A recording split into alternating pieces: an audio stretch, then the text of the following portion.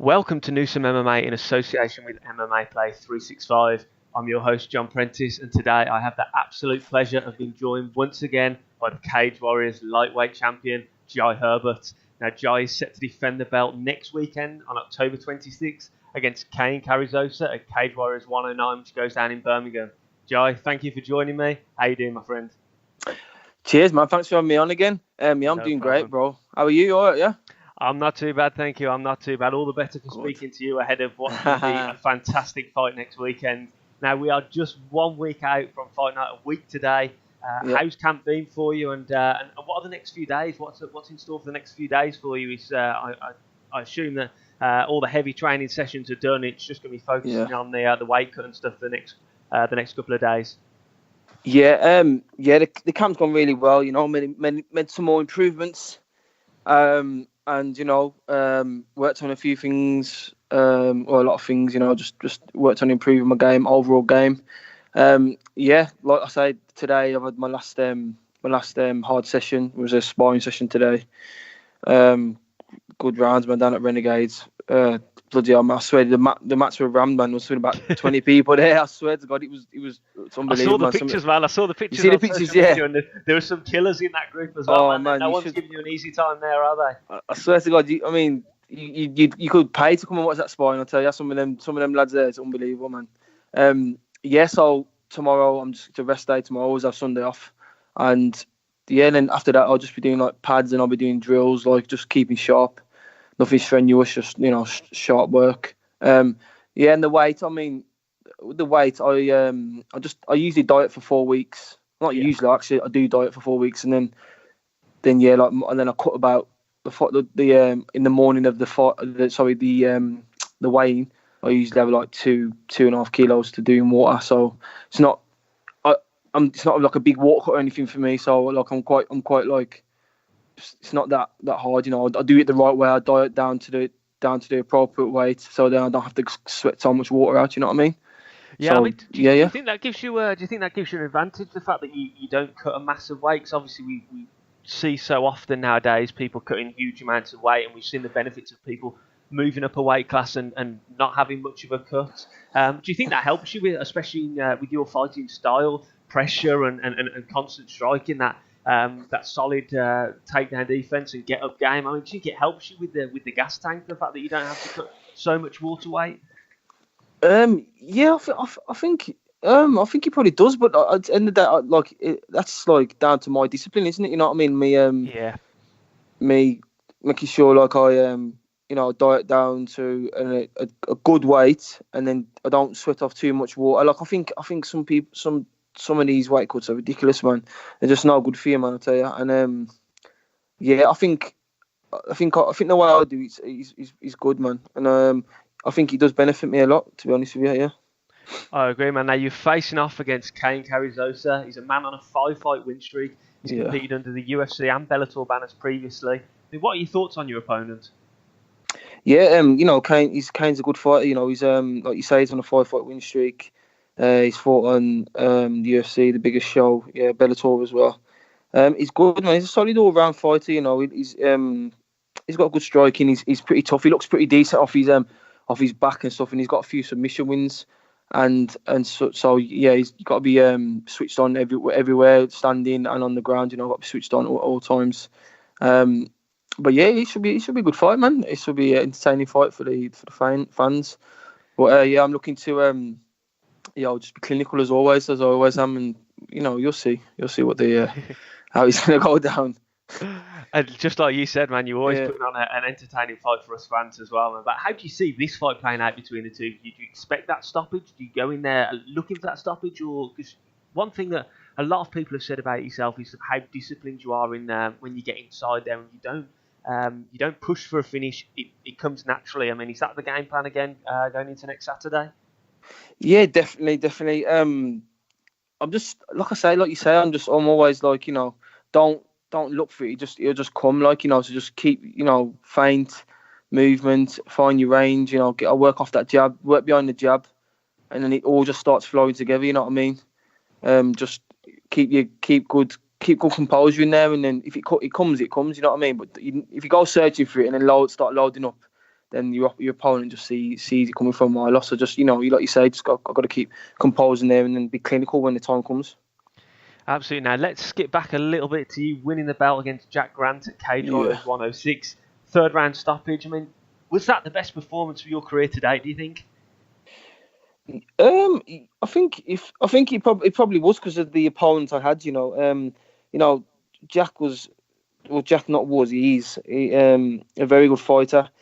He's dangerous everywhere, man. He's he can knock you out. He's sub you. You know what I mean? He's a very good fighter.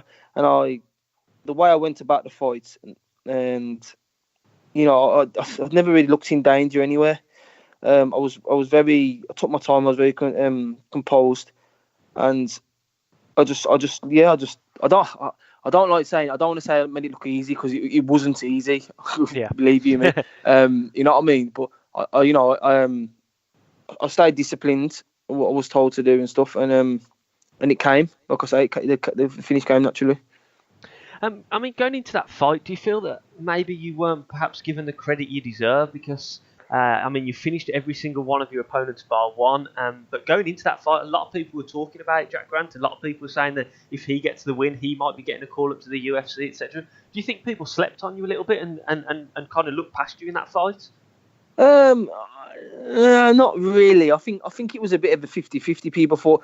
A lot of people thought I was going to win. A lot of people thought Jack was going to win. I know what you're saying. People were thinking, oh yeah, if Jack wins this, he's going to get signed to UFC. I mean, he did. I think he did have like a contract ready for him if he'd won. Okay, yeah, so you put a spoil on that one. I did, yeah. But I've been training for years and I've been fighting for years for this point, and it was my time. You know what I mean? And I'm on to bigger and better things. I'm just gonna concentrate on this fight against Cain. And I'm just concentrating on improving, being the best I can be. That's just the best thing to do, to concentrate on. Absolutely. And now back to your fight with Cain this coming weekend. Do you feel that a win gets you that prestigious call up to the UFC? I feel it probably will do, but after the fight with Jack, a lot of people saying Jack's going to get signed to the UFC, and I thought, I'll beat him, and I beat him like, good fashion, spectacular fashion. Yeah. And I thought, yeah, that's me. I'm going to get signed. And then, nothing really came of it. And I was like, oh. So I'm thinking to myself, you know what? I'm fighting Cain for the belt again, and I'm going to have to fight again for the belt. So I'm just concentrating on the opponent now.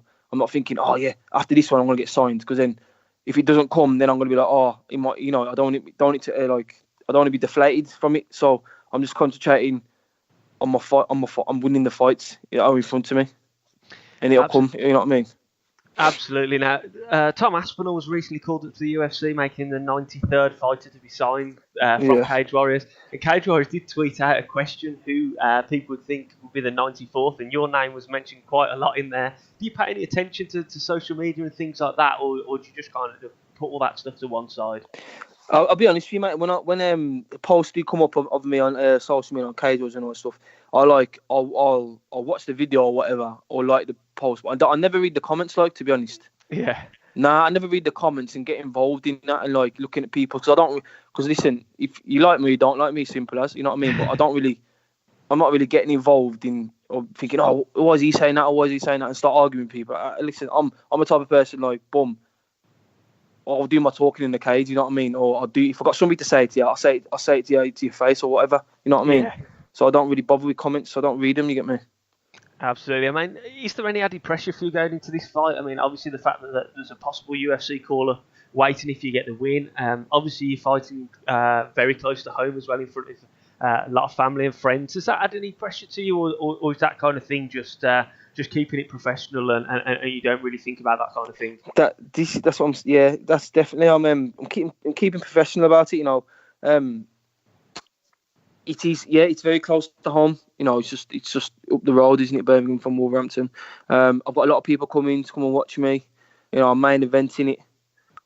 But I'm just keeping very level headed, and I'm just concentrating on getting in the best shape I can be, and performing. That's what it's all about. Absolutely. Now, last question now about the UFC, I promise. Would that call-up allow you the opportunity to train full-time? Because obviously I know we've spoke before how you've won fights, you've won the title, and there's been one day of rest.